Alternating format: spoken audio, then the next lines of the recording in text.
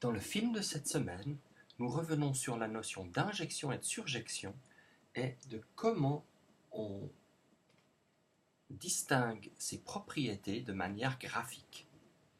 La manière graphique est en effet bien adaptée à cette question et on comprend en un coup d'œil si une fonction est injective ou surjective, ou les deux, ou ni l'un ni l'autre, si on a à disposition son graphe.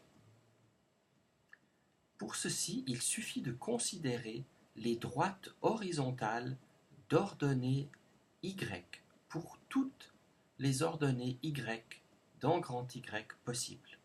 Si ces droites coupent le graphe au plus une fois, la fonction est injective. Si ces droites coupent le graphe au moins une fois pour tous les y, la fonction est surjective. Représentons deux exemples de graphes de fonctions réelles, d'une variable réelle, x est un nombre réel, y est un nombre réel, et voici peut-être le graphe d'une fonction f. Considérons la droite horizontale d'ordonnée 1. Je remarque ici que j'ai plusieurs points x qui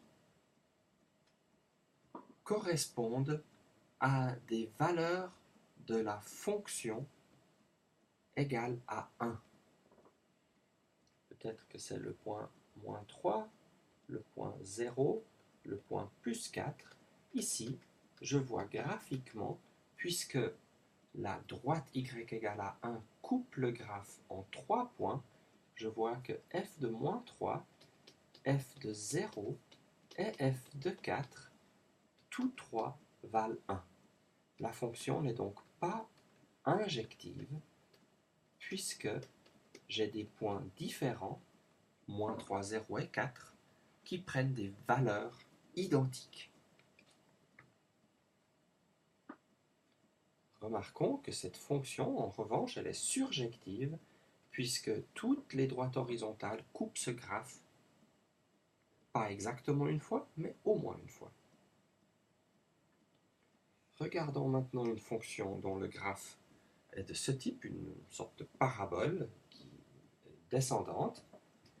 Alors, la droite horizontale d'ordonnée 10 ne coupe pas ce graphe. Conclusion, f n'est pas surjective, puisque cette droite ne coupe pas le graphe. En effet, f de x n'est jamais égal à 10. Le graphe, il est en dessous de cette droite horizontale, il n'atteint jamais la valeur 10. Quel que soit x dans R, la fonction ne vaut jamais 10. Alors nous sommes prêts maintenant à démontrer ce théorème, et pour cela, on va simplement traduire mathématiquement ce que cela signifie de couper le graphe en un point, aucun point ou deux points. Donc on rappelle que f est injective si x différent de x' implique f de x différent de x'. Et puis f est surjective si, quel que soit y dans l'ensemble d'arrivée, il existe un x dans l'ensemble de départ tel que f de x est égal à y. Alors maintenant qu'on a rappelé les définitions d'injectivité et de surjectivité, il nous reste à regarder ces droites d'ordonnée y. La droite d'ordonnée y, elle coupe le graphe, et le graphe, je vous rappelle, c'est l'ensemble des paires x et y pour laquelle y vaut f de x.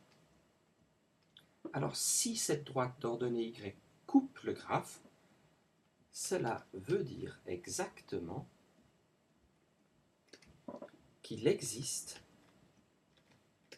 un point x dans l'ensemble de départ tel que f de x est égal à y. L'ordonnée est égale à y. On a réécrit ce que cela signifie que cette droite coupe le graphe.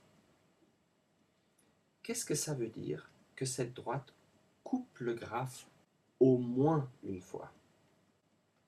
Donc s'il y a au moins un point d'intersection, cela veut dire que pour tous les y dans grand Y, cette droite d'ordonnée y coupe le graphe au moins une fois. Alors, il existe bien un point x tel que f de x est égal à y. Ah, c'est la surjectivité. Qu'est-ce que ça veut dire qu'elle le coupe au plus une fois, qu'il y a au plus un point d'intersection? Eh bien, cela signifie que certaines droites ne vont pas couper le graphe, mais si elles le coupent en un seul point. Ainsi, alors ceci signifie que si j'ai deux points x et x' et f de x' est égal à f de x, alors les points du graphe x f de x et x' f de x' ont la même ordonnée. Mais comme ces droites coupent le graphe en au plus un point, si deux points du graphe ont la même ordonnée, cela veut dire que ce sont les mêmes points, et donc x égale à x'. Ah, c'est l'injectivité. On a terminé la démonstration.